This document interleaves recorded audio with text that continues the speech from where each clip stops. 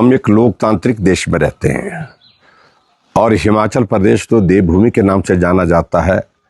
और लोकतंत्र के तहत यहाँ के लोग भी लोकतांत्रिक मूल्यों का उपयोग करने के लिए हर वक्त जो है वो स्वतंत्र है।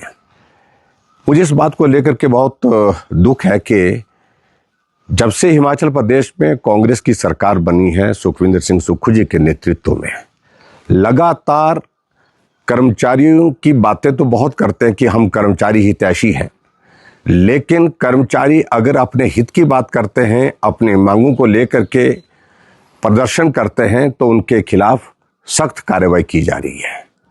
आज मैं देख रहा हूं कि लगभग 25,000 से ज़्यादा जो हमारे टीचर्स हैं और विशेष तौर से जो हमारे जेबीटी टीचर्स हैं वो धरने पर हैं, प्रदर्शन पर थे। और मैं हैरान हूँ इस बात को लेकर के उनमें से 900 लोगों के खिलाफ मामला दर्ज कर दिया गया है। इतना बड़े स्केल पर आज से पहले कभी भी कर्मचारियों के खिलाफ एफआईआर नहीं हुई है।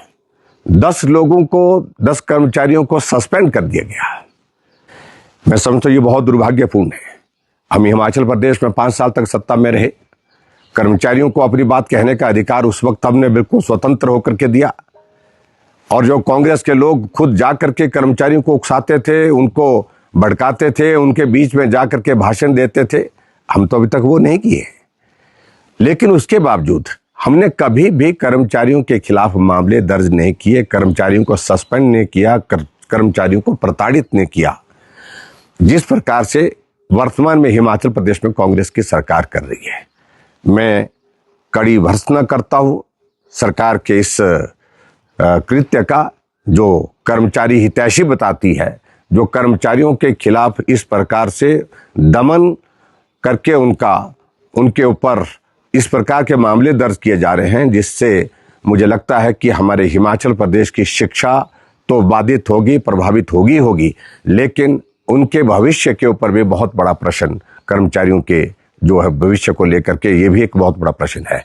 इसलिए मैं वर्तमान सरकार से आग्रह करता हूं कि लोकतांत्रिक मूल्य का जो पालन करते हुए इस प्रकार से कर्मचारियों के खिलाफ लगातार उनको दबाने का जो प्रयत्न किया जा रहा है, प्रयास किया जा रहा है, उनकी आवाज़ को मैं सुनता हूँ ये दुर्भाग्यपूर्ण है। और एक बार मुख्यमंत्री पुनः विचार करें, कर्मचारियों को बुलाएं, बुला करके उनके साथ बात करें।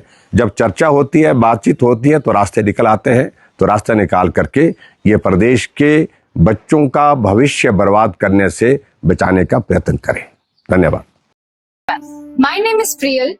And my name is Ocean. And today we welcome you all to Afflux 2025. Our chief guest is Honorable Cabinet Minister Shri Rajesh Dharmani ji. A grand event made for the JEE and NEET achievers. And today we are going to be felicitating them With the award. They are feeling so much proud after seeing their children on the stage by getting the awards from the Cabinet Minister.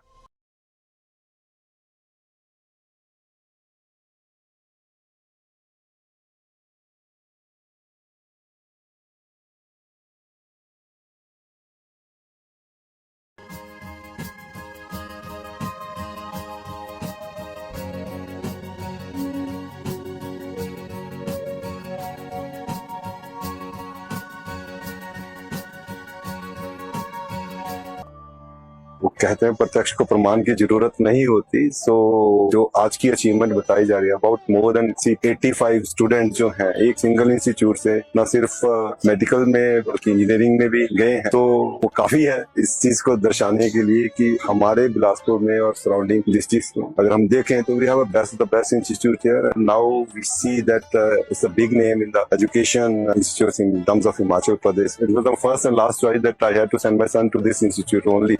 Effort taken by the Pravesh ji and Rakesh ji. I wish them all the best for the future. मैं सभी aspirants को बोलना चाहूंगी, अगर आप एक अच्छा platform ढूंढ रहे हो अपनी प्रिपरेशन के लिए तो आप मिनर्वा जरूर एक बार देखें और जरूर आए यहाँ पे, क्योंकि यहाँ पे जो एनवायरनमेंट है टीचर्स का और आसपास जो स्टूडेंट्स हैं वो भी बहुत अच्छे होते हैं और टीचर्स बहुत ज्यादा हेल्पफुल हैं और बहुत फ्रेंडली है, बहुत प्यार से समझाते हैं। Thank you. जय भारत, जय हिमाचल, जय मिनर्वा।